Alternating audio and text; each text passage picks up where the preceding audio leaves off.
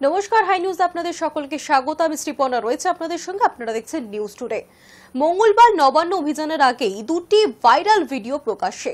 নবান্ন অভিযানের কর্মসূচিতে গুলি চালানো, এমনকি খুনেরও ষড়যন্ত্র করেছে বিজেপি। সাংবাদিক সম্মেলন করে এমনই অভিযোগ সামনে আনল তৃণমূল। মঙ্গলবার নবান্ন অভিযানের ডাক দিয়েছে পশ্চিমবঙ্গ ছাত্র সমাজ। যদিও অনেকের মতে এই অভিযান আদৌ ছাত্র সমাজের নাকি এর পেছনে রয়েছে বিজেপি। এরই মাঝে ভাইরাল হলো একটি ভিডিও, যেখানে নবান্ন অভিযানের কর্মসূচিতে গুলি চালানো, এমনকি খুনেরও ষড়যন্ত্র করেছে বিজেপি। সোমবার সাংবাদিক সম্মেলন করে এমনই অভিযোগ করল তৃণমূল। মঙ্গলবার সকালে নবান্নের উদ্দেশ্যে ওই মিছিল হবার কথা। তার আগে সোমবার সকালে একটি সাংবাদিক বৈঠক করে তৃণমূল নেতা কুণাল ঘোষ দাবি করেছেন, একটা বড় চক্রান্ত চলছে কালকের মিছিল ঘিরে। ওরা বলছে বডি চাই। পরে তার বক্তব্যের সমর্থনে দুটি গোপন ভিডিও প্রকাশ করেছেন কুণাল ঘোষ। যদিও ভিডিও দুটির সত্যতা যাচাই করেনি হাই নিউজ। সম্পূর্ণ হিংসাত্মক পরিস্থিতির একটা গোপন চক্রান্ত করে আগামীকাল মঙ্গলবার কেউ কেউ ছদ্মবেশে নবান্ন অভিযানে ডাক দিয়েছে। বলা হচ্ছে ছাত্র সমাজ। ছাত্র সমাজ বলে কোন সংগঠন তার দায় স্বীকার করছে না। এখানে বিজেপি, আরএসএস এর কিছু ছেলে বকলমে সেখানে যোগ দিচ্ছে। সিপিএম এর একটা অংশ মুখে তারা যাই বলুক, ময়দানে যে সমস্ত ধর্ণা কর্মসূচি থেকে যে অংশটা, সবাই নন, যারা উগ্র সরকার বিরোধী অপপ্রচার চালাচ্ছে তারা, এরা মিলে একটা ভয়ঙ্কর প্লট তৈরি করেছে আগামী কালের জন্য। আপনারা এইটুকু নিশ্চিত থাকেন, আরজি কর ধর্ষণ এবং হত্যা আমরা প্রত্যেকে, মুখ্যমন্ত্রী মমতা বন্দ্যোপাধ্যায়, সর্বভারতীয় সাধারণ সম্পাদক অভিষেক বন্দ্যোপাধ্যায়, গোটা তৃণমূল পরিবার, আমরা দোষী বা দোষীদের শাস্তি চাই, ফাঁসি চাই। কিন্তু তদন্তটা এখন রয়েছে সিবিআই এর হাতে, সিজিও কমপ্লেক্স। মামলা চলছে দিল্লিতে সুপ্রিম কোর্টে। তাহলে কারা বলছেন নবান্ন চলো? নবান্ন বা রাজ্য সরকার বা কলকাতা পুলিশ 24 ঘন্টার মধ্যে একজন অ্যাকিউজকে অ্যারেস্ট করেছে। মুখ্যমন্ত্রী বলেছিলেন ফাস্ট ট্র্যাক কোর্টে বিচার হবে। মুখ্যমন্ত্রী বলেছিলেন পুলিশ ফাঁসি প্রেয়ার দেবে। মুখ্যমন্ত্রী বলেছিলেন রোববারের মধ্যে যদি ব্রেক থ্রু না হয়ে যায় সিবিআই কে দিয়ে দেওয়া হবে। 5 কপি সিবিআই এর হাতে চলে গেছে। আমরা কোনো আপত্তি করিনি। এখন সেই জায়গায় আমরা বারবার বলছি, যদি বলো জাস্টিস ফর আরজি কর, তোমার আমার একই স্বর, কারণ আমরা একই কথা বলছি। কিন্তু তোমরা যদি বলো রিজাইন মমতা, আমরা বলছি ময়দানে বুঝে নেবে বাংলার জনতা। কারণ তদন্ত করছে সিবিআই, এখনো পর্যন্ত কোন রেজাল্ট দিতে পারে না। মামলা সুপ্রিম কোর্টে, তারা বলছেন এটা গোটা দেশের সমস্যা, রাজনীতি না করতে। আর এরা বলছে মুখ্যমন্ত্রীর পদত্যাগ চাই। আমতলা, বামতলা, কোচবিহার, একের পর এক ঘটনা। সিপিএম এর জমানায় জ্যোতি বসু, বুদ্ধদেব ভট্টাচার্য ইস্তফা দেননি। উন্নাও, হাতরাস থেকে আরম্ভ করে গত 2-3 দিন আগে আসাম, ওদিকে মহারাষ্ট্র, মধ্যপ্রদেশ, গুজরাট, মণিপুর, সাক্ষী মালিক, বিজেপির কেউ ইস্তফা দেননি। ফলে ন্যায় বিচারের দাবি নয়, এরা রাজনীতি করছে। আমরা আপনাদের একটা ভিডিও দেখাবো, আপনারা দেখবেন। সেই ভিডিওতে আগামীকাল যারা তথাকথিত নবান্ন চলো ডেকেছে, যারা ডেকেছে তারা স্ট্যাম্প মারা তাদের রাজনৈতিক পরিচয়। পুলিশ তাদের বলেছে যে আপনারা লিখিতভাবে জানান কর্মসূচি। এই ধরনের কর্মসূচি তো লিখিত অনুমতি, রুট, এগুলো দিতে হয়, যে কোনো দল দেয়। পুলিশের কাছে কোনো অনুমতি নেওয়া হয়নি, কোনো রুট দেওয়া হয়নি। গন্ডগোল। কেন? ভিডিওটা দেখুন। এই চক্রান্তকারীরা বলছেন রাজনীতি করার জন্য বডি চাই, বডি। দেখুন ভিডিওটা। ভিডিও দুটিতে একাধিক ব্যক্তির মুখে ঘুরে ফিরে এসেছে বেশ কিছু শব্দ। কেউ বলছেন বডি চাই, কেউ আবার বলছেন বডি পড়বেই। এমনকি রবার বুলেট চালানোর কথাও স্পষ্ট ওই ভিডিওটিতে তারা এও দাবি করেছেন যে 27 তারিখের আন্দোলন আদৌ শান্তিপূর্ণ হবে না। তার কারণ বডি অর্থাৎ লাশ বা মৃতদেহ না পেলে আন্দোলন জোরদার হয় না। আমিও বলছি এই 27 তারিখ যে আন্দোলনটা এটা আদৌ কি শান্তির আন্দোলন হবে? আদৌ শান্তির আন্দোলন হবে না। আর এটা থেকে আবার নতুন করে পিক আপ নেবে, গুলি চলবে, এখানে রবার্ট বুলেট চলবেই। রবার্ট বুলেট আমার মনে হয় না ওরা বুলেট চালাবে, কারণ ওরা কিন্তু একটা জিনিস বুঝেছে, কিন্তু এরা চালাতে বাধ্য করাবে, মানে যারা যাবে এখানে একটা ভেতরে বিরাট রাজনীতি চক্র চলছে। এইটা থেকেই হয়তো একটা অন্য কিছু মোড় ঘুরে গেলে ঘুরে যেতেও পারে, আমাদের ধারণা আর কিছু না। তো সবই দেখার ব্যাপার, কি হয় এখন দেখা যাক। তবে লোক যাবে, ব্যাপক লোক। পরিষ্কার কথা দাদা, মানে এখানে আমি নিজে সংবাদ ছেলে, সংবাদ থেকে সংবাদ করে আসা, বডি যদি না পড়ে রাজনীতি হবে না। বডি যদি না পড়ে, দু একটা লাশ যদি না থাকে, আপনি কি মনে করেন মোড় ঘুরতে পারে? অবশ্যই, যদি না বডি না পড়ছে কোনোদিনও মোড় ঘুরবে না, বডি পড়তে। আর আমাদের ধারণা বডি ওখানে পড়বেই, 27 তারিখ। ওইটা না হলে ঘোরার চান্স না। High news network. নবান্ন এবং তার সংলগ্ন এলাকায় 5 জন বা তার বেশি একত্রে জমায়েত নিষিদ্ধ। উদ্যোক্তারা কেউ ফরমালি জানায়নি। নবান্ন অভিযান বেআইনি জানালেন রাজ্য পুলিশের এডিজি সুপ্রতিম সরকার। লিখিতভাবে এটাও বলেছিলেন যে কলকাতা বা হাওড়ার সংলগ্ন যে কোনো জায়গায়, অনেক জায়গা আছে, এডিজি আইন শৃঙ্খলা বলছিলেন, সেই জায়গা আমরা চিহ্নিত করে দিচ্ছি, আপনারা শান্তিপূর্ণ মিছিল আন্দোলন করুন। আপনারা তো জানেন রাজ্যের বিভিন্ন প্রান্তে প্রতিবাদ মিছিল আরজি কাণ্ডের প্রেক্ষিতে হচ্ছে, প্রত্যেকটিতে যাতে শান্তিপূর্ণ হয়, পুলিশি ব্যবস্থা থাকছে, পুলিশ সহযোগিতা করছে। আমরা বলেছিলাম, হাওড়ার পুলিশ কমিশনার বলেছিলেন উদ্যোক্তাদের, যেখানে বলবেন সেখানে আমরা আপনাদের প্রতিবাদের বন্দোবস্ত করে দেব এবং সেখানে আমরা পুলিশি বন্দোবস্ত রাখবো যাতে শান্তিপূর্ণভাবে আন্দোলন করতে কোনো অসুবিধে না হয়।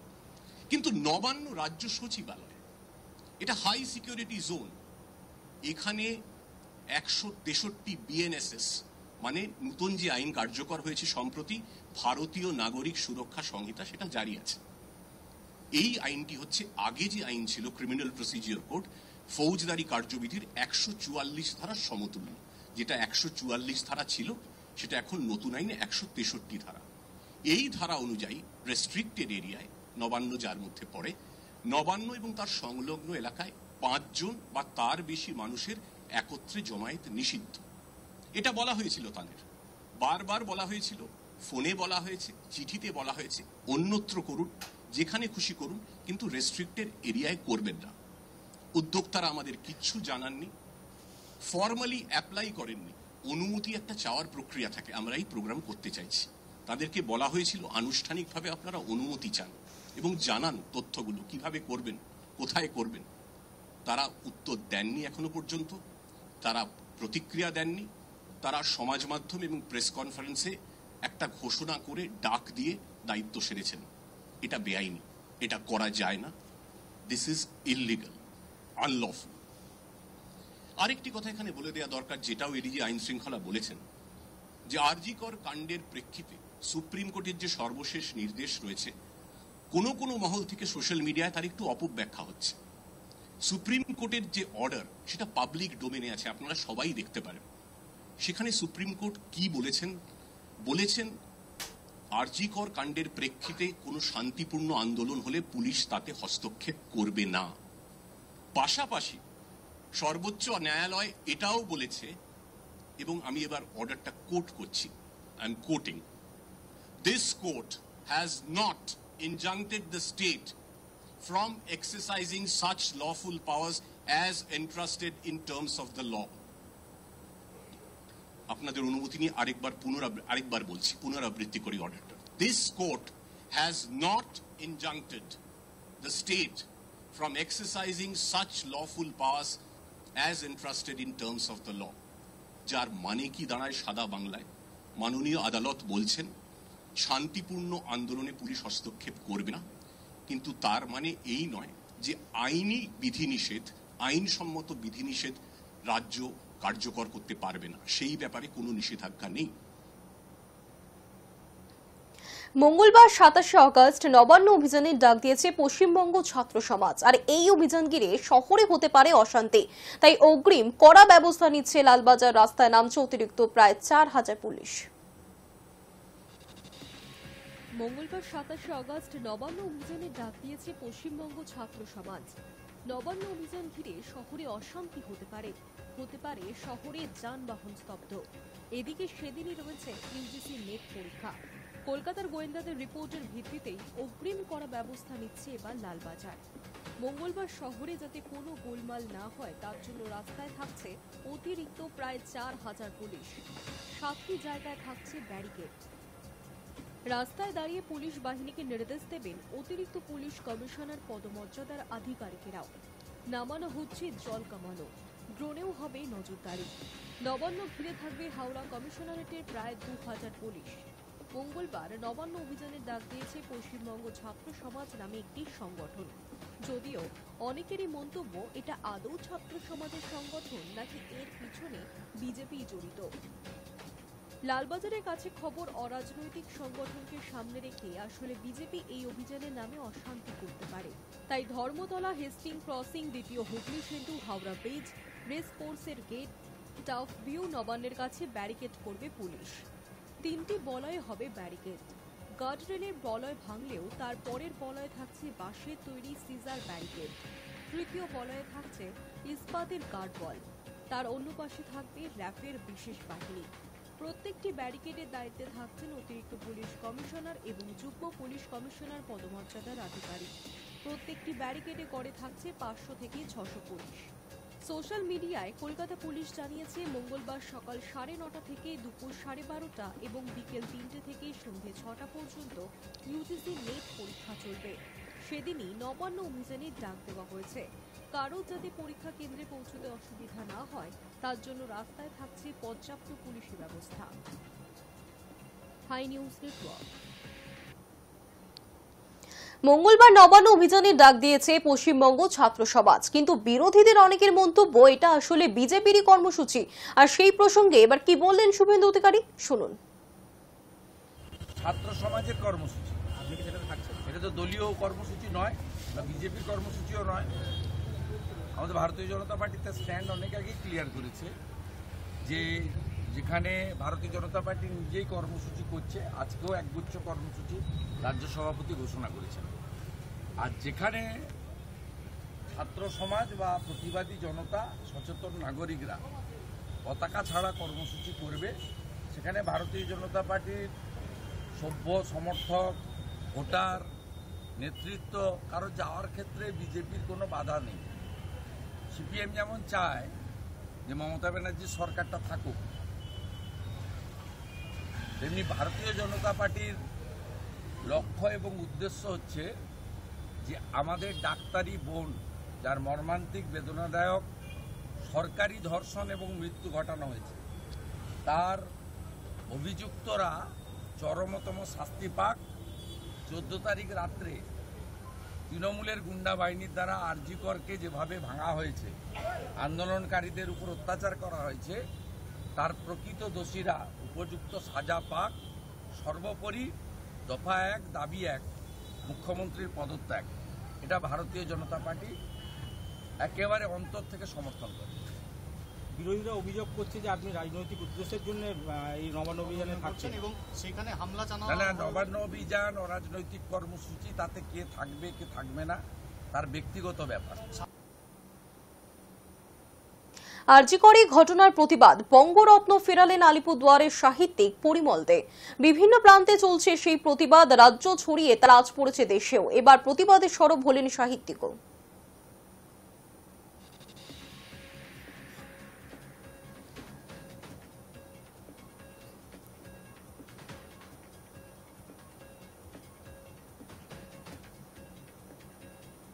নাইট ডিউটিতে মহিলা চিকিৎসক খুন, ধর্ষণ। আরজি করের ঘটনায় দেশ জুড়ে তোলপাড়। সেই ঘটনার প্রতিবাদ জানিয়ে এবার পুরস্কার প্রত্যাহার। বঙ্গরত্ন সম্মান ফেরালেন সাহিত্যিক পরিমল দে। 2016 সালে মুখ্যমন্ত্রী মমতা বন্দ্যোপাধ্যায় শিলিগুড়ির কাঞ্চনজঙ্ঘা স্টেডিয়ামে আলিপুরদুয়ারের এই সাহিত্যিককে বঙ্গরত্ন সম্মান দিয়েছিল, কিন্তু আরজিকরের ঘটনায় ব্যথিত হয়ে সেই সম্মান ফেরালেন গান্ধী বিশেষজ্ঞ পরিমল দে।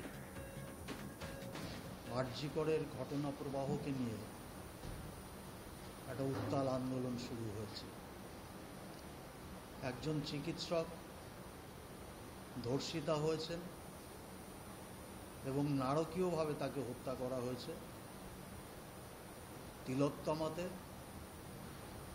তিলোত্তমা নিহত হয়েছে। জীবনানন্দ বলেছিলেন কল্লোলিনী তিলোত্তমা।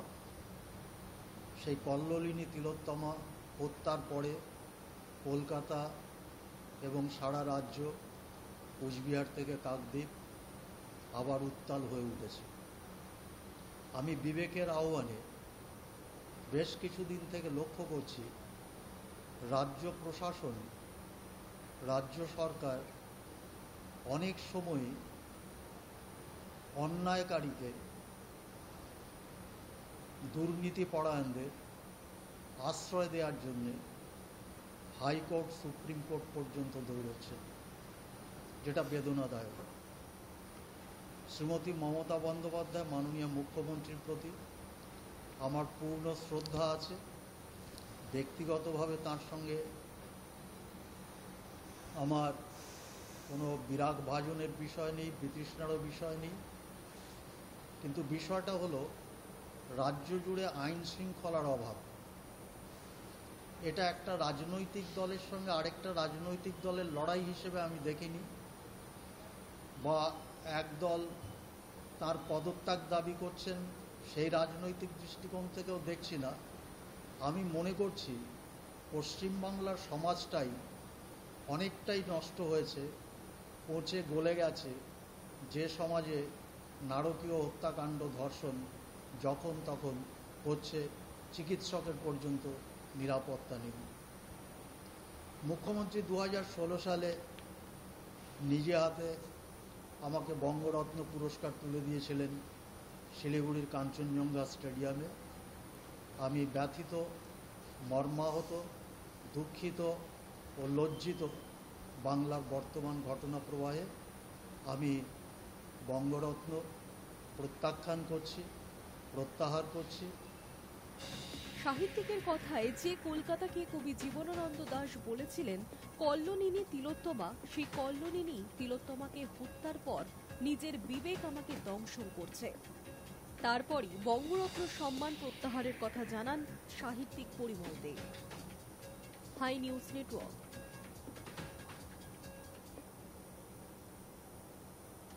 সোমবার জন্মাষ্টমী, সেই উপলক্ষেই ইসকনে ভক্তদের ভিড়। অধিবাসের মধ্য দিয়ে ইসকনের প্রধান কেন্দ্র মায়াপুরে সাড়ম্বরে পালিত হচ্ছে শ্রীকৃষ্ণের জন্মাষ্টমী উৎসব।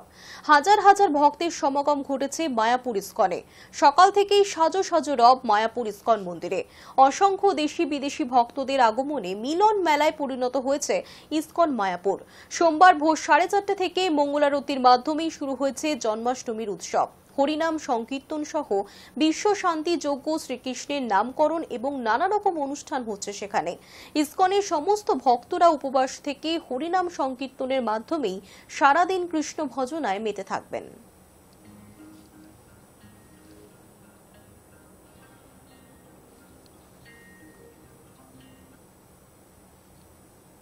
নিউজ টুডে এখনকার মতো এই পর্যন্তই। দেখতে থাকুন হাই নিউজ, নির্ভীক নিরপেক্ষ।